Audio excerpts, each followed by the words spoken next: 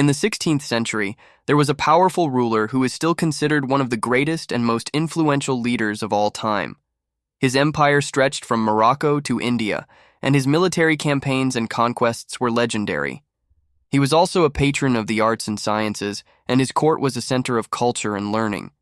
But who was this great leader, and what was his legacy?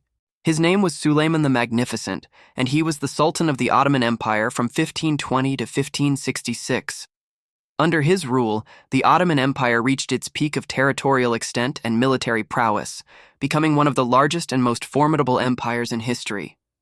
Suleiman was born in 1494 to a royal family with a strong tradition of leadership and conquest.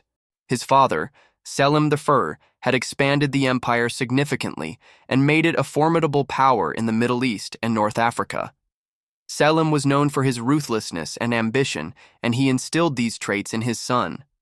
From an early age, Suleiman was trained in the arts of war and statecraft, and he proved to be a brilliant student.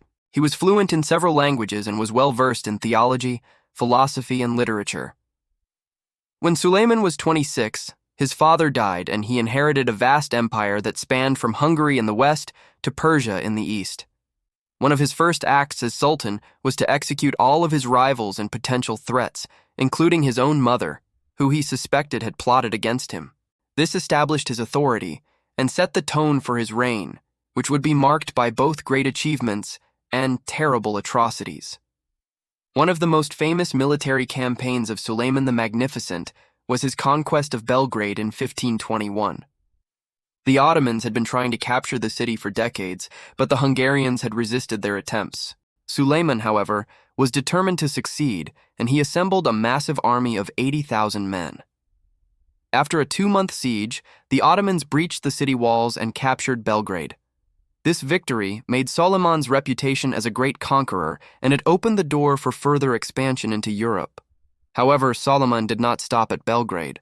He went on to lead many other successful military campaigns against the Safavids, the Mamluks, and the Habsburgs.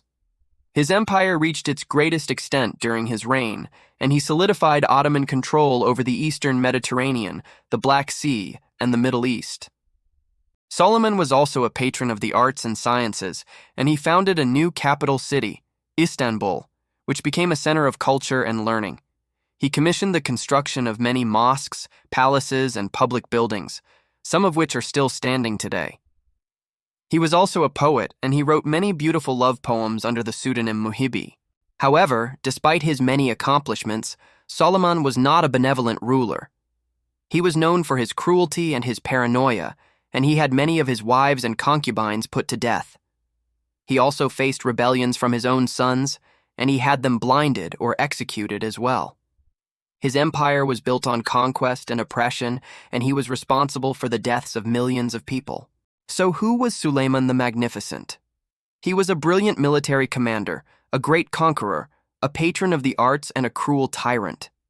He was a visionary leader who expanded his empire to new heights, and he was also a ruthless dictator who suppressed any opposition to his rule.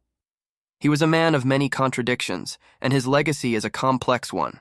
Some historians argue that Suleiman was a progressive ruler who introduced many reforms that helped to modernize the Ottoman Empire. They point to his legal reforms, his religious tolerance, and his support for science and technology as evidence of his progressiveness. Others, however, argue that Suleiman was a conservative ruler who clung to the traditional values and customs of his empire. They point to his harsh punishments, his anti-Semitism, and his opposition to religious reform as evidence of his conservatism. Ultimately, Suleiman the Magnificent was a product of his time and place.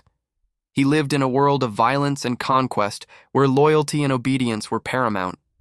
He was a man of many talents and interests, but he was also a man with many flaws.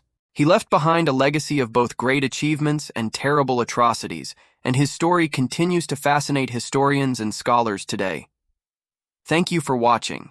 If you enjoyed this video, please hit the like button and subscribe for more historical tales. And if you have any suggestions for future videos, feel free to leave them in the comments below.